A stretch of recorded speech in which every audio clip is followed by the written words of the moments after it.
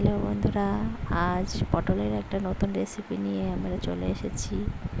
আলু আর পেঁয়াজগুলো ভালো করে কুচি কুচি করে কেটে নিতে হবে।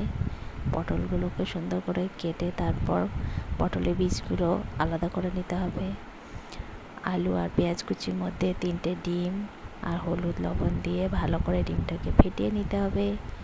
তারপর ডিমগুলো ফাটানো হয়ে গেলে কড়াইয়ে তেল দিতে হবে। তেল দেওয়ার পর পটলগুলো কড়াইয়ের ভিতরে দিয়ে এই দেখো যে ডিমটা ফেটিয়ে নেওয়া হয়েছে সেই ডিমটা পটলের ভিতরে একটু একটু করে চামচে করে দিতে হবে।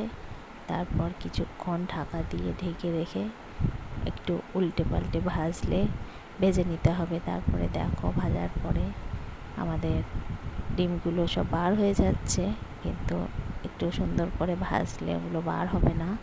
দেখো খুব সুন্দর ভিতরে পটলের ভিতরে থেকে যাচ্ছে ওগুলো। পেঁয়াজ কুচি, লঙ্কা কুচি, রসুন বাটা, হলুদ, লবণ, ধনে গুঁড়ো আর আদা বাটা দিয়ে ভালো করে কষিয়ে নিতে হবে। তার আগে তেলে পাঁচফোড়ন দিতে হবে। দিয়ে ভালো করে মশলাটা কষিয়ে নিয়ে আমরা একটু টমেটো সস দিয়েছি, যেহেতু আমাদের টমেটো ছিল না। একটু জিরে গুঁড়ো দেওয়া হয়েছে, সামান্য একটু মিষ্টিও দেওয়া হয়েছে। দিয়ে পটলগুলো এই দেখো ঝোলের ভিতরে দেওয়া হচ্ছে, একটু ভালো করে সিদ্ধ করে নিয়ে নামিয়ে ফেলতে হবে। এই দেখো আমাদের রেসিপিটা রেডি হয়ে গেছে, আমরা খেতেও বসে গেছি। তোমরা দেখে জানিও কেমন হয়েছে। ধন্যবাদ।